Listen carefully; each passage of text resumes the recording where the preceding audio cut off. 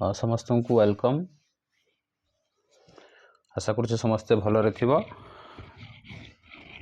चलो आमे आज जननर किछि इम्पोर्टेंट क्वेश्चन जोटा कि पूर्व वर्ष मानकर आछि ता विषय आलोचना करनबा। स्वल्प समय भिडियोटी रहिबो, तेणु समस्ते भिडियोटी कंप्लीट देखिदेले बहुत इम्पोर्टेंट क्वेश्चन विषय धारणा पाइबा एवं जनन क्वेश्चन आलोचना संगे संगे डिटेल्स बाबद मुझे आलोचना करदेवी। तेणु आउ डेरी नक आम क्वेश्चन आगे जा। चलो क्वेश्चन को आलोचना करनबा। देख ये प्रत्येक पूर्व वर्ष मु जो बार बार कहूँ भेरी इंपोर्टेंट क्वेश्चन और पूर्व वर्ष मानक ये पड़ी 2019 annual high school exam H means high school exam से एग्जाम रे पड़ी। देख यहाँ प्रथम प्रश्न है या जे साधारणतः ईस्ट क्यों प्रक्रिया वंश विस्तार करे। साधारणतः ईस्ट क्यों प्रक्रिया वंश विस्तार करे कहले देखा। ताले से प्रश्न ऑप्शन अच्छी विभाजन, कड़िकन, रेणुभवन आउ पुनर्भवन। ताले ईस्ट को प्रक्रिया वंश विस्तार करे देखते हो। ईस्ट कहले जनरली समस्ते ईस्ट को देखीछ। साधारणतः किसी जिनस जब आम अल्प समय रखीदे जमी नड़िया है, नड़िया फाटिक गणेश पूजा हो, सरस्वती पूजा हो, नड़िया तुम फटे दौच, फटे आणिक न खाई घर रखीदे कि समय पर से फिंपी लगी जाऊँगी सी एक प्रकार ईस्ट। तेणु सी आसे कौटी एवं बहुत शीघ्र देखिए से खाद्य को संपूर्ण भाव में नष्ट कर दे थाए। तेणु साधारणतः से कौ प्रक्रिया वंश विस्तार करे से ताले विभाजन कि कड़िकन कि रेणुभवन कि पुनर्भवन से कड़िकन प्रक्रिया वंश विस्तार करता है। विभाजन मीन्स दि भाग भाग हो। रेणुभवन मीन्स रेणु घूरी बुल अनुकूल परिवेश आसिले ता रेणुर आपर ऊपर लेयर फाटिज, फाटिगला से गोटे नुआ जीव सृष्टि हे। पुनरुद्भवनर अर्थ आउ थे नूतन कर जात हम। तेणु ईस्ट को प्रक्रिया वंश विस्तार करे कड़िकन। ये डिटेल्स आम क्वेश्चन आलोचना करवा। तेणु स्किप न करी आशा कर समस्ते संपूर्ण भाव में देखिए। देख समायन पर क्यों अवस्था गर्भाशयर कांथरे भ्रूण लगी रही है। वेरी इंपोर्टेंट क्वेश्चन ये भी। समायन पर क्यों अवस्था गर्भाशयर कांथरे भ्रूण लगी रही है। देख आम कहे पुजुग्मक आ स्त्री जुग्मकर मिलन हेले जुग्मज सृष्टि और जुग्मजर ही भ्रूणर सृष्टि होता है। तेणु से भ्रूण क्यों अवस्था गर्भाशयर कांथरे लगी रही है। गास्ट्रुलेशन उत्तरावस्था अंतिम अवस्था। देख आम उत्तरावस्था अंतिम अवस्था विषय आलोचना करें। तेणु ये दुईटा तो हम ना। दुईटा रहा गास्ट्रुलेशन आउ अंतररोपण। ताले यार सठिक उत्तर हम कौन? अंतररोपण। यार सठिक उत्तर हम कौन? अंतररोपण। ताले समायन मीन्स कौन ना पुजुग्मक और स्त्री जुग्मकर मिलनटा को ही कहुची कौन? समायन। पुजुग्मक और स्त्री जुग्मकर मिलन को ही कहुची कौन? समायन। समायन होला परे जो जुग्मज सृष्टि हुए, जुग्मज कौन? जुग्मजरू भ्रूण सृष्टि हुए, भ्रूणर पुनर्विकास हुए एवं से विकास है से गोटे नूतन उद्भिद बा आम कहे गोटे नूतन जीव रूप धारण करते। परिवेश अनुसार क्यों कवकटी उभय चल रेणु और अचल रेणु सृष्टि करे। परिवेश अनुसार क्यों कवकटी ताले ये इंपोर्टेंट जिनस है। देख ताले कवक ही उभय तुम चल रेणु और अचल रेणु द्वारा वंश विस्तार करें। चल रेणु मीन्स कौन हम? एक प्रकार आम एमती कहवा एक प्रकार रेणु जार की टेंटाकेल भाया थी सी प्रतिकूल परिवेश रे वायुमंडल घूरी बुलूथो। जो अनुकूल परिवेश आसला तापर वर्षा पानी हो कि बाह्य परिवेश प्रभाव रे बाहर जो एक प्रकार आवरण थी से आवरण फाटिगला भितरे जो थी सी कौन कर गोटे नूतन जीव सृष्टि कर। ये चल रेणु। आउ अचल रेणु मीन्स जे मुभेबल हे ना चल कर। तेणु तार सठिक उत्तर कौन हम छुआ? देख हाइड्रा नुह। हाइड्रा तार जानी हाइड्रा केमती वंश विस्तार करता है। हाइड्रा तो एवढिया हाइड्राटे थी मातृ हाइड्रा ये आबु सृष्टि हे से पुणी किसी दिन पर ये मातृगर्भटे अलग हो ये गोटे हाइड्रा ये गोटे हाइड्रा हाइड्रा तो चलरेणु द्वारा वंश विस्तार करे ना है पारामेसियम नुह ताले तार सठिक उत्तर कौन सठिक उत्तर हूँ यूलोथ्रिक्स सठिक उत्तर हूँ कौन यूलोथ्रिक परिवेश अनुसार क्यों कवटी अचलरेणु और चलरेणु द्वारा वंश विस्तार करता है से कौन यूलोथ्रिक्स। परवर्ती प्रश्न को जो देख सॉरी म्यूकर भी हम ना आम देखा परिवेश अनुसार क्यों गोटे उभय चलरेणु आउ अचलरेणु द्वारा ये अचलरेणु द्वारा ये यूलोथ्रिक्स हुए एवं ये उभय चल आउ अचल चल आउ अचल कहले आम कह पाइथियम देख चल आउ अचरण उभय द्वारा वंश विस्तार कर कवक किए पाइथियम। हो परवर्ती प्रश्न को जा देख मूल शुक्राणु कोषर प्राथमिक शुक्राणु वृद्धि हेबा अवधि को कौन कह जाए मूल शुक्राणु प्राथमिक शुक्राणु सृष्टि हेबा अवस्था को कौन कह जाए मूल शुक्राणु प्राथमिक शुक्राणु सृष्टि हेबा अवस्था को कौन कह जाए देख मध्यावस्था उत्तरावस्था है आद्य अवस्था ये तो समविभाजन अवस्था तेणु आम कौन कह छुआ ये कौन वृद्धि प्रावस्था मूल शुक्राणु कोषर प्राथमिक शुक्राणु कोष सृष्टि हेबा तो कौन कह जाए वृद्धि प्रावस्था वृद्धि प्रावस्था। परवर्ती प्रश्न को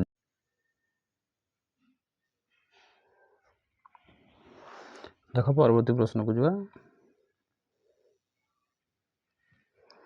केउटी जन्म नियंत्रण पुरुषंकर एक स्थायी पद्धति केउटी जन्म नियंत्रण पुरुषंकर एक स्थायी देख पुरुषों स्थायी पद्धति आम दीटा कथा जाने गोटे को आम कहे भासक्टमी आ गोटे है ट्यूबक्टमी ताले एलाइजा P24 एगुड़ाक एड्स जो टेस्ट रो दीटा उपाय तेणु एलाइजा P24 तो हम ना देखा भासक्टमी कौन आ ट्यूबक्टमी कौन पुरुष बंधाकरण पद्धति आ गोटे स्त्री बंधाकरण पद्धति ताले मन रखी था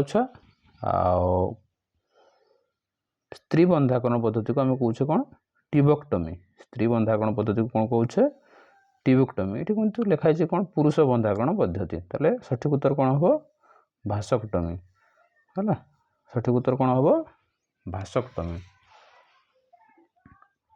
परवर्ती प्रश्न को जा उभय केशर और फलिका थिबा फूलर नाम केशर भी थी आ फलिका भी थी यहाँ दीटा कथा आसे गोटे आम जो कहे एकलिंगी फूल आ गोटे है द्विलिंगी फूल गोटे है एकलिंगी फूल आ गोटे है द्विलिंगी फूल जदि उभय केशर आ फलिका अच्छी ताले आम ताको द्विलिंगी बोली कहूँ केवल केशर केवल फलिका थे एकलिंगी फूल बोली आम कही था ताले उभय केशर आ फलिका थिबा फूल किए ऑप्शन अच्छे मंदार सरिष कखारू अमृतभंडा आउ भेंडी ताले सठिक उत्तर कौन हम छुआ मंदार सरिष कखारू अमृतभंडा और भेंडी ताले सठिक उत्तर होची ऑप्शन नंबर ए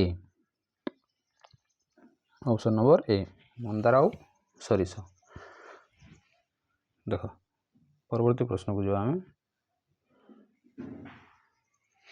मियोसिस रे गोटे मातृकोषर केटा अपत्यश कोष सृष्टि हुए गोटे हूँ मियोसिस आ गोटे है माइटोसिस गोटे है मियोसिस आ गोटे है माइटोसिस गोटे है मियोसिस आ गोटे है माइटोसिस मियोसिस माने समविभाजन माइटोसिस माने अर्धविभाजन ताले समविभाजन माने समान समान संख्यक कोण सूत्र रहिबो ताले समान संख्यक माने केतटा रहिबो चारटा रहिबो बुझि पारल आराम से समान संख्यक माने मातृकोष गोटे मातृकोष जिते आपूर्तकोष सृष्टि हे आपूर्तकोष समान संख्यक आपूर्तकोष जात हुए सॉरी हाँ समान संख्यक आपूर्तकोष जात हुए एवं गुणसूत्र संख्या मध्य 2n आकार थाए तेणु सठिक उत्तर कौन 4 क्यों अंशर गुणसूत्र संख्या 3 तो क्यों अंशर गुणसूत्र संख्या 3 शुक्राणु ये हूँ पुजुग्मक जुग्मक तो आम कहले पुजुग्मक स्त्री जुग्मक मिडल जुग्मज सृष्टि हुए छुआ तेणु ठीक गुणसूत्र कथा आसने आसे कौन भ्रूणपोष क्यों अंशर गुणसूत्र संख्या 3 ताले भ्रूणपोषर गुणसूत्र संख्या है 3 भ्रूणपोषर गुणसूत्र संख्या है केते 3 परवर्ती प्रश्न को जावा परिपक्व प्रावस्था शेष गोटे प्राथमिक डिंबाणु कोषरू केतोटी पोलार बॉडी तैयारी हुए यहाँ सठिक उत्तर होची केतटा 3टी है परिपक्व प्रावस्था शेष गोटे प्राथमिक डिंबाणु कोषरू केतोटी पोलार बॉडी तैयारी हुए 3टी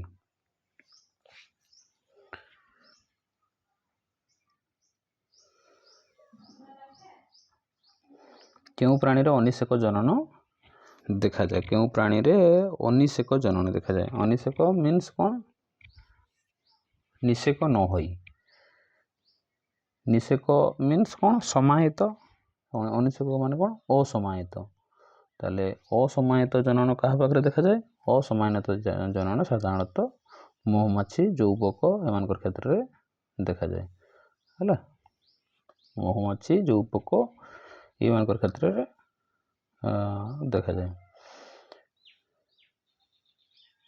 परवर्ती प्रश्न को जावा बीजाणु क्यों प्राणी वंश विस्तार करे बीजाणु क्यों प्राणी वंश विस्तार करे बीजाणु क्यों प्राणी वंश विस्तार करें बीजाणु क्यों प्राणी वंश विस्तार करे देख बीजाणु क्यों प्राणी वंश विस्तार करे ताले अनिषेक जनन रेणुभवन कलिकन द्विविभाजन सह हम ना रेणुभवन अनिषेक जनन कथा कहले अनिषेक जनन कौन ना समायन हेबो समायन साधारणतः उद्भिद आउ प्राणी क्षेत्र मानकर देखा जाए आउ रेणुभवन का कलिकन हो पारे से सठिक उत्तर कौन कलिकन सठिक उत्तर कौन कलिकन परवर्ती प्रश्न को जावा पुजुग्मक सह केउटीर मिलन घटी भ्रूणपोष न्यष्टि गठित हुए पुजुग्मक आउ स्त्री जुग्मकर मिलन हेले जुग्मज सृष्टि हुए तेणु ये तो अच्छी कौन भ्रूणपोष सृष्टि हुए कौन सृष्टि हुए भ्रूणपोष सृष्टि हुए जनन कोष हम नहीं छुआ आपत्त न्यष्टिकोष किंबा द्वितीयक न्यष्टिकोष ताले पुजुग्म सहित कौन द्वितीयक न्यष्टिकोषर मिलन घटिले भ्रूणपोष न्यष्टि गठित होता है परवर्ती प्रश्न को जावा देख केउटी पुजुग्मक न्यष्टि आवृतबीज समायन सृष्टि होता है केउटी पुजुग्मक न्यष्टि आवृतबीज समायन सृष्टि समायन संश्लिष्ट होता है गोटे दुईटी तीनोटी यार सठिक उत्तर होची दुईटी पुजुग्मक न्यष्टि आवृतबीज समायन संश्लिष्ट होता है गोटे एकलिंगी फूलर नाम लेख कहले एकलिंगी द्विलिंगी आम मंदार सरिष कखार अमृतभंडा मल्ली एकलिंगी आउ द्विलिंगी तेणु सठिक उत्तर कौन कखारु आउ अमृतभंडा परवर्ती प्रश्न एड्स कारक किए एड्स क्या द्वारा व्यापे एड्स को भूताणु जनित रोग एड्स को भूताणु जनित रोग परवर्ती प्रश्न तो साधारणतः स्त्री जननतंत्र क्यों स्थान समायन घटे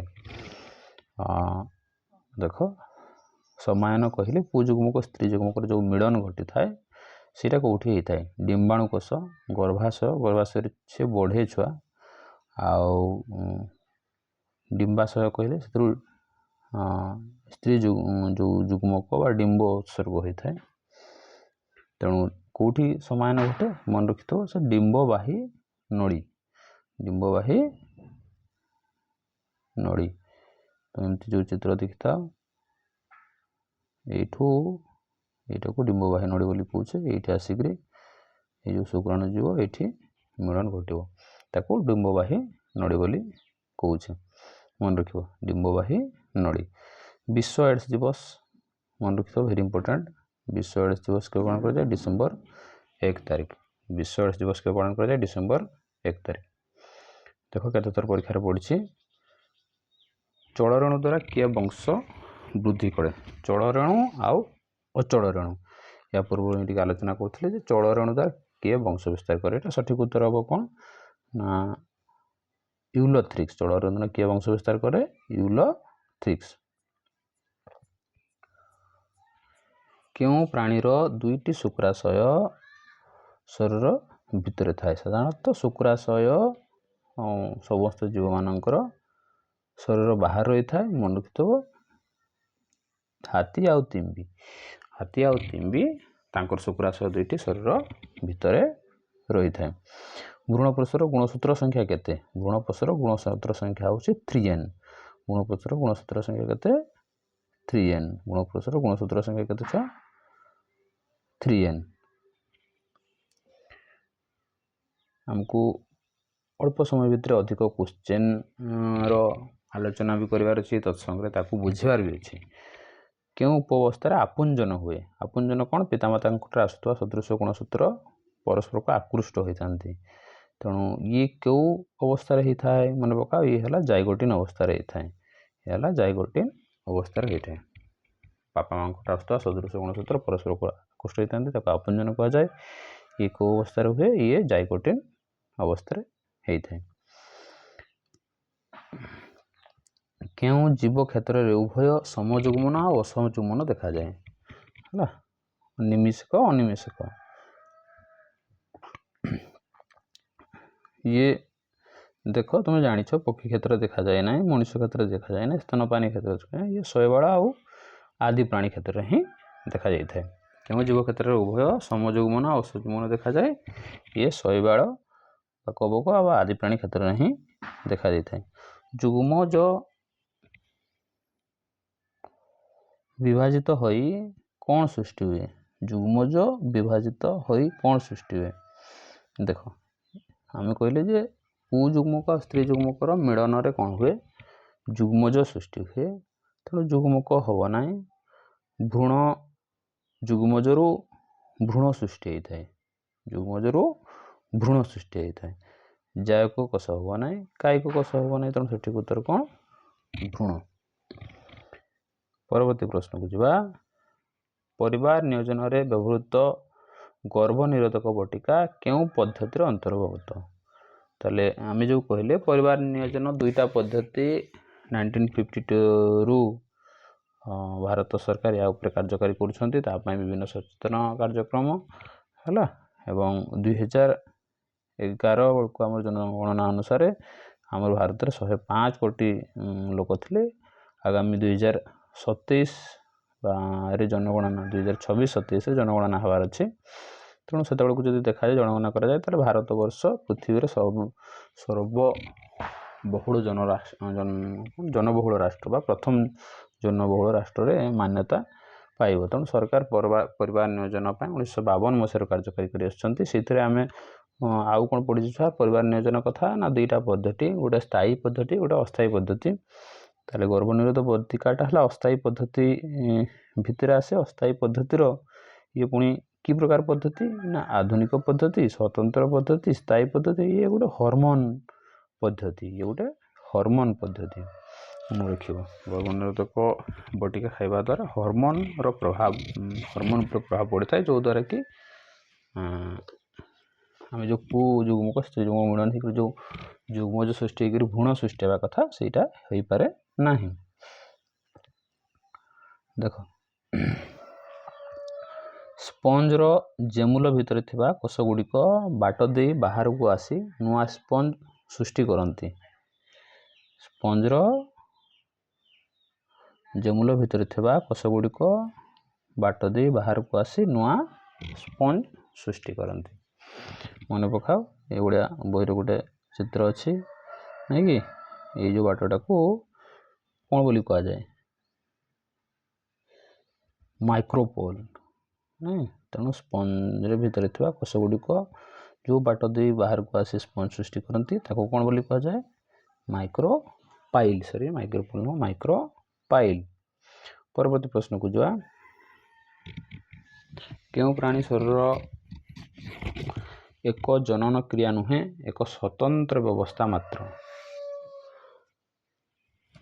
देख भल भाव बुझ जे क्यों प्राणीर एक जनन क्रिया नुहे एक स्वतंत्र तार शरीर एक व्यवस्था पुनरुद्भवन कलिकन रेणुभवन आउ विभाजन।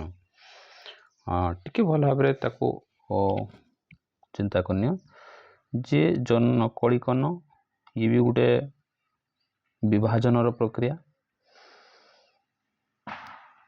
रेणुभवन ये भी गोटे प्रकार विभाजन प्रक्रिया।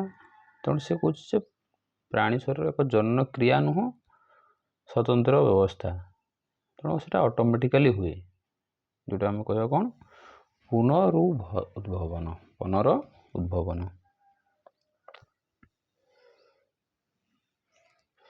डिम्बाणुर निजस्व प्लाज्मा झिल्ली चारिपटे जोना पेलुसिडा नामक एक डेस थाए।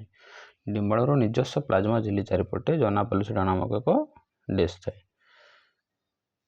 देख डिम्बाणुर निजस्व प्लाज्मा झिल्ली चारिपटे जोना पेलुसिडा नामक एक डेस थाए। जोना पेलुसिडा नामक एक अतिरिक्त झिल्ली थाए। डिम्बाणुर निजस्व प्लाज्मा झिल्ली चारिपटे जोना पेलुसिडा नामक एक अतिरिक्त झिल्ली थाए। 1990 मसीहा रे प्रति डेस शिशु जन्म 556 जन माँ को मृत्यु होता।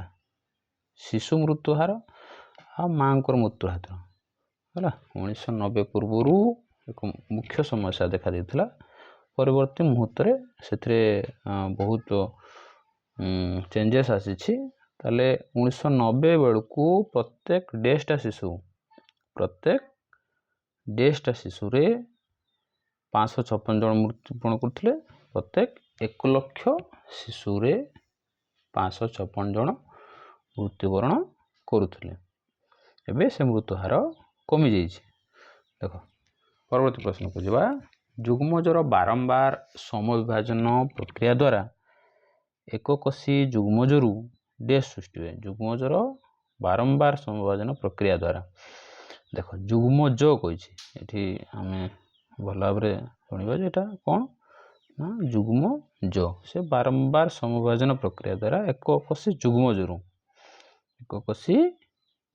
जुग्मजरु गास्ट्रुला सृष्टि टिश्यू सृष्टि बहुकोष्ठी ब्लास्टुला सृष्टि अंगतंत्र सृष्टि ये बहुकोशी कौन हुए ना ब्लास्टुला सृष्टि होता है। देख 93 डेस सपुष्पक उद्भिद अनिषेक जनन देखा जाए। डेस सपुष्पक उद्भिद अनिषेक जनन देखा जाए।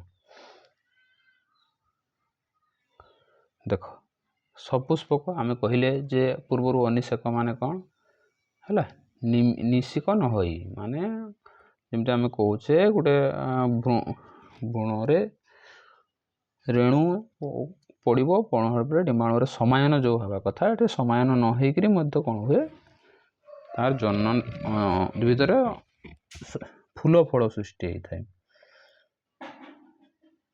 तो उत्तर कौन बुझा शैवाल फर्न कदली पिजुड़ी अंगूर समस्त क्या क्षेत्र देखा जाए ना कदली पिजुड़ी आउ अंगूर क्षेत्र में एक सपुष्पक उद्भिद।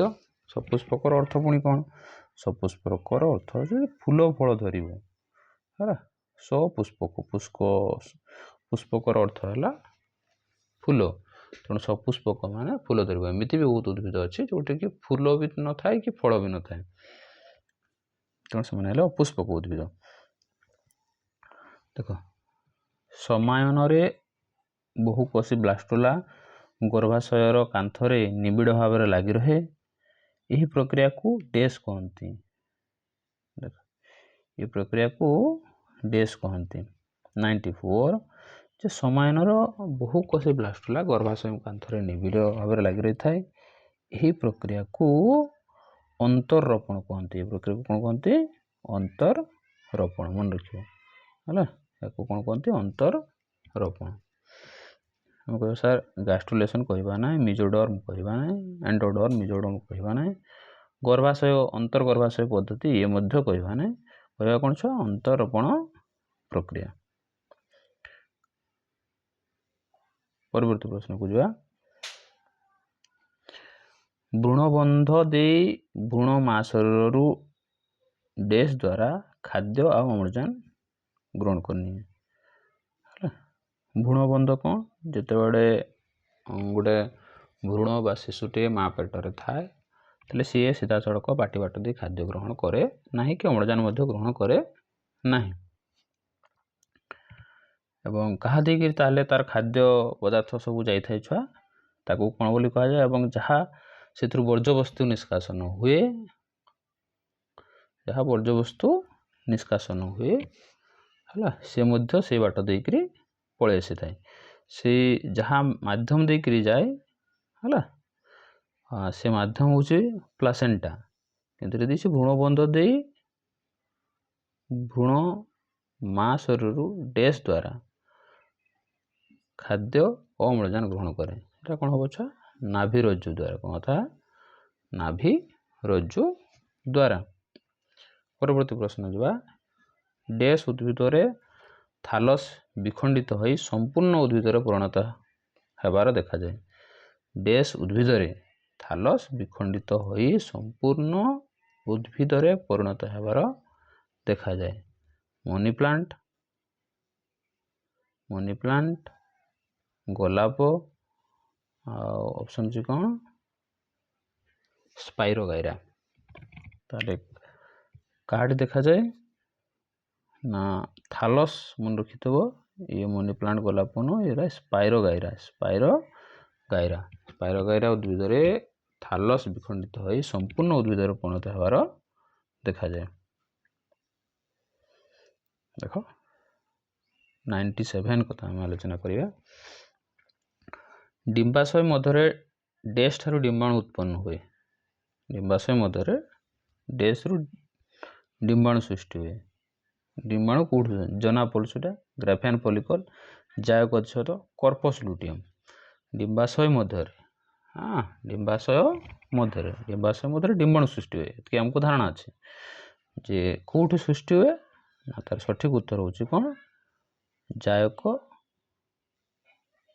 ଅଧିଚ୍ଛଦ। ଜାୟକ ଅଧିଚ୍ଛଦ ମନେ ରଖିବ, ଭେରି ଭେରି ଇମ୍ପୋର୍ଟାଣ୍ଟ। ଜାୟକ ଅଧିଚ୍ଛଦରୁ କ'ଣ ସୃଷ୍ଟି ହୁଏ? ନା ଡିମ୍ବାଣୁ ସୃଷ୍ଟି ହୋଇଥାଏ।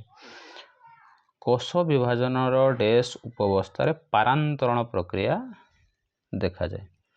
ପାରାନ୍ତରଣ ଗୋଟେ ହେଲା ଆପୁଞ୍ଜନନ, ଆଉ ଗୋଟେ ହେଲା ପାରାନ୍ତରଣ। ତାହେଲେ ଆମେ ଆପୁଞ୍ଜନ କଥା ଜାଇଗୋଟିନ୍ ବୋଲି କହିଲେ, ତାହେଲେ ପାରାନ୍ତରଣ ପ୍ରକ୍ରିୟା କାହାଠି? ପାରାନ୍ତରଣ ପ୍ରକ୍ରିୟା ଗୋଟିଏ ବିନ୍ଦୁରେ ମିଳିତ ହୋଇକରି ଥାନ୍ତି ଏବଂ ସେଇ ବିନ୍ଦୁରେ ଜିନ୍ର ଆଦାନ ପ୍ରଦାନ କ'ଣ? ତାକୁ ହିଁ କହୁଛି କ'ଣ? ପାରାନ୍ତରଣ ପ୍ରକ୍ରିୟା। ଏବଂ ସେଇଟା କ'ଣ ହୁଏ? ଡିପ୍ଲୋଟିନ୍ ଉପବସ୍ଥାରେ ଦେଖାଯାଏ। କୋଷ ବିଭାଜନର ଡିପ୍ଲୋଟିନ୍ ଉପବସ୍ଥାରେ କ'ଣ ହୁଏ? ପାରାନ୍ତରଣ ପ୍ରକ୍ରିୟା ଦେଖାଯାଏ। ଡେସ୍ ଜୀବ କ୍ଷେତ୍ରରେ ଦ୍ୱିବିଭାଜନ ଅନୁପ୍ରସ୍ଥ ଭାବରେ ସମ୍ପାଦିତ ହୋଇଥାଏ। ଡେସ୍ ଜୀବ କ୍ଷେତ୍ରରେ ଦ୍ୱିବିଭାଜନ ଅନୁପ୍ରସ୍ଥ ଭାବରେ ସମ୍ପାଦିତ ହୋଇଥାଏ। ହେଲା, ଅନୁପ୍ରସ୍ଥ ଭାବରେ ହୋଇଥାଏ। ଅନୁପ୍ରସ୍ଥ ଭାବରେ ହୋଇଥାଏ। ଦ୍ୱିବିଭାଜନ ମାନେ ଦ୍ୱିବିଭାଜନ ଅର୍ଥ ହେଲା ଏମିତି ଅଛି, ଇଏ କ'ଣ ହେବ? ଦୁଇ ଭାଗରେ ବିଭକ୍ତ ହେଇଯିବ। ହେଲା, ଦୁଇ ଭାଗରେ ବିଭକ୍ତ ହେଇଯିବ ଅନୁପ୍ରସ୍ଥ ଭାବରେ। ତେଣୁ ସେଇଟା କାହା କ୍ଷେତ୍ରରେ ହୁଏ? ସେଇଟା ସାଧାରଣତଃ ଆମେ କହୁଛୁ କ'ଣ? ପାରାମେସିୟମ୍ କ୍ଷେତ୍ରରେ ହୋଇଥାଏ। କାହା କ୍ଷେତ୍ରରେ? ପାରାମେସିୟମ୍ କ୍ଷେତ୍ରରେ ହୋଇଥାଏ। ଦେଖ, ପରିପକ୍ୱ ପ୍ରାଅବସ୍ଥା ଶେଷରେ ଗୋଟିଏ ପ୍ରାଥମିକ ଡିମ୍ବାଣୁ कोषरू डैश सृष्टि होता है। परिपक्व प्रावस्था शेष में गोटे प्राथमिक डिम्बाणु दुईटी डिम्बाणु गोटे पोलार बॉडी, गोटे डिम्बाणु तीनोटी पोलार बॉडी, गोटे डिम्बाणु दुईटी पोलार बॉडी, दुईटी डिम्बाणु दुईटी पोलार बॉडी। ताले ये इंपोर्टेंट जिनस है देख जे आमर सृष्टि हुए डिम्बाणु और पोलार बॉडी एतकी आम कन्फर्म डिम्बाणु आउ पोलार बॉडी। ताले आमको ध्यान देवार अच्छे जे केतटा डिम्बाणु केतटा पोलार बॉडी। तार सठिक उत्तर है गोटे डिम्बाणु आउ तीनोटी पोलार बॉडी, गोटे डिम्बाणु आउ तीनोटी पोलार बॉडी। हो परवर्ती प्रश्न को जीवा। स्पंज जेमुलर सम्मुख पटे थिबा रंध्रर नाम आमे या पूर्व कहले तार नाम हूँ कौन माइक्रोपोल। तार नाम हूँ कौन ना माइक्रोपोल है। देख परवर्ती प्रश्न है डिम्बाशय आवरण रे थिबा आदिजायक कोषर समविभाजन रे बहु संख्यक मूल डिम्बाणु कोष जात हुंती। एही प्रावस्थार नाम डैश। डिम्बाशय आवरण रे थिबा आदिजायक कोषर समविभाजन रे बहु संख्यक मूल डिम्बाणु जात हुंती। एही प्रावस्थार नाम कौन? देख आम कहवा पूर्व आद्यावस्था ये तो हम ना, ये अंतिम अवस्था एथे भी ना। अंतिम अवस्था कौन होते दुई मेरु जमा होती नहीं कि। तेणु ये प्रश्न है डिम्बाणु आवरण थोड़ा आदिजायक कोषर संयोजन बहु संख्यक मूल डिम्बाणु जात होती से सठिक उत्तर कौन हो प्रगुण प्रावस्था। प्रगुण प्रावस्था। परवर्ती प्रश्न को जवा। मूल शुक्राणु कोषरू प्राथमिक शुक्राणु वृद्धि थिबा अवधि। ये भेरी भेरी इंपोर्टेंट। शुक्राणु चित्र शुक्राणु गठन है बहुत समय परीक्षा पड़ी था। यार सठिक उत्तर कौन हम ना मूल शुक्राणु कोषरू प्राथमिक शुक्राणु वृद्धि हवा अवधि को वृद्धि प्रावस्था कह जाए। ये तो हम ना आपुंजन ना परांतरण ना तेणु कौन हम वृद्धि प्रावस्था।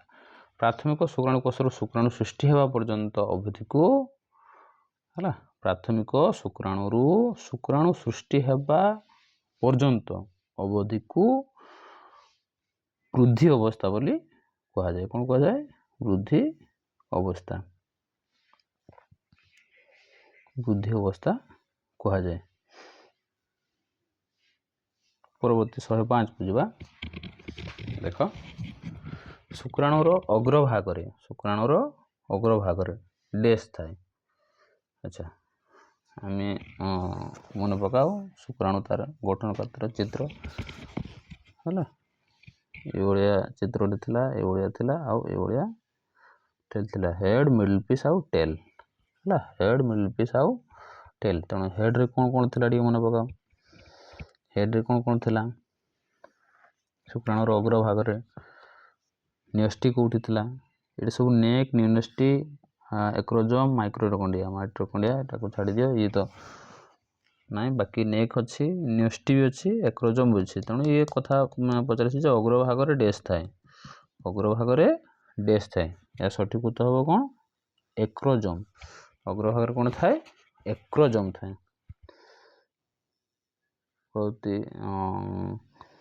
प्रश्न को जो देख मनीष शरीर और शुक्रमणिर तापमात्रा मध्य पार्थक्य हूँ 2 डिग्री सेल्सियस। मनीष शरीर तापमात्रा है के 37 आउ शुक्राणु तापमात्रा है 35। तेणु सठिक उत्तर कौन हम 2 डिग्री सेल्सियस पार्थक्य रही था। यहाँ आलोचना मैं कर परिवार नियोजन कथा केवेठु चली 1952 मसीह चली। परिवार नियोजन कथा केते मसीह चली 52 मसीह चली।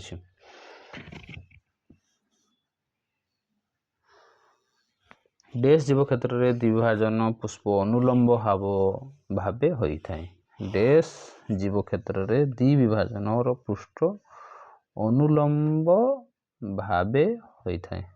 गोटे है अनुप्रस्थ भाव आ गोटे है अनुलंब भाव। अनुप्रस्थ बल को आम कौन कहते मन पका पारामेसियम अनुप्रस्थ बल कौन कहते पारामेसियम ताले अनुलंब कौन हम छुआ यूग्लिना अनुलंब कौन हम यूग्लिना परवर्ती प्रश्न को जावा शुक्राशय मध्य शुक्राणुर विकास समय डेस खाद्य जगाई थाए शुक्राशय मध्य शुक्राणुर विकास समय है शुक्राशय बा टेस्टिस जो कहे से कहार उत्पत्ति हुए शुक्राणुर उत्पत्ति हुए से शुक्राशय मध्य जो शुक्राणुर वृद्धि आ विकास घटे से किए खाद्य जगाए माइटोकॉन्ड्रिया ये तो नहीं आदिजायक कोष ना पोलार बॉडी ना सटली कोष ताले सठिक उत्तर होची देखो सटली कोष है आदिजायक कोषा से ना पोलार बॉडी कथा ना सठिक उत्तर कौन हो सटली कोष डेस जन्म नियंत्रण स्त्री मानक स्थायी पद्धति या पूर्व आलोचना करते गोटे पुरुष बंधाकरण पद्धति गोटे स्त्री बंधाकरण पद्धति गोटे भासक्टमी गोटे ट्यूबेक्टमी ताले स्त्री बंधाकरण पद्धति हूँ कौन ट्यूबेक्टमी आ पुरुष बंधाकरण पद्धति हूँ भासक्टमी अंतरकर्कदम प्राणी रे डैश वंश विस्तार करे अंतरकर्कदम प्राणी रे डैश वंश विस्तार करे करकदगम दुई प्रकार गोटे अंतरकर्कदम गोटे बाह्य करकदगम ताले अंतरकर्कदम किए वंश विस्तार करे hydra sponge Mucor amoeba hydra sponge Mucor amoeba साधारणतः धरा जो आम प्रश्नटे भूली जाइए आमको सठिक उत्तर जना ना ये केस आम कौन कर जो ऑप्शन चार्टा दिखाई से चार्टा ऑप्शन को आम चिंता करवा तो देखो अंतरकर्कदगम प्राणी रे वंश विस्तार करे हाइड्रा केमती तार वंश विस्तार करे मन पकाओ एमीबा कौन करे आउ म्यूकर कौन करे तो ये सठिक उत्तर किए हम सठिक उत्तर हम स्पंज सठिक उत्तर हम कौन स्पंज हाइड्रा तार एमती अच्छी है से ये तार गोटे आपत्त बा हाँ आपत्त हाइड्रा तैयारी थाए और से मातृकोश अलग हो जाए एमीबा है ये कौन करे गोटे एमीबा दुईटा नेस्ट रे भाग हो दुईटा भाग भाग हो जाए ना कि तेणु यार सठिक उत्तर कौन हम सठिक उत्तर हम स्पंज सठिक उत्तर हम स्पंज बाह्य करकदगम प्राणी रे डैश वंश विस्तार करे गोटे अंतरकर्कदम कथा कहले आउ बाह्य करकदम कथा कहले बाह्य करकदम कथा किए ना हाइड्रा बाह्य करकदम कथा किए हाइड्रा बाह्य करकदम कथा किए हाइड्रा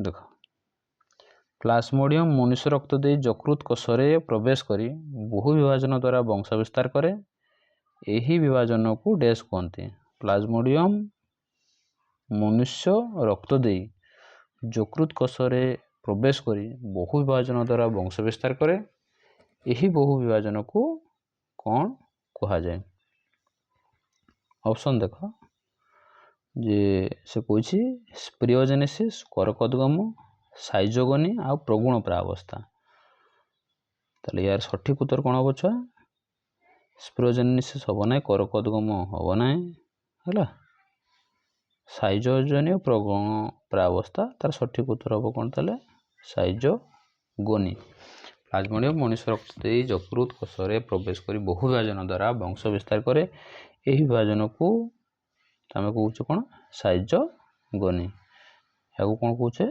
साइजोगनी देख युव क्रांति पर प्रति मासरे स्त्री मान क्षेत्र में डैश टी डिम्बाणु पूर्ण विकसित ही डिम्बाशयरू बाहरी डिम्बवाही नड़ी मध्य प्रवेश करती युव क्रांति अवस्था प्रति मासरे स्त्री मान क्षेत्र में डैश टी डिम्बाणु पूर्ण विकसित हो मन रखि था सदाबले जे डिम्बाणु कथा जिते आसे डिम्बाणु हूँ गोटे डिम्बाणु हूँ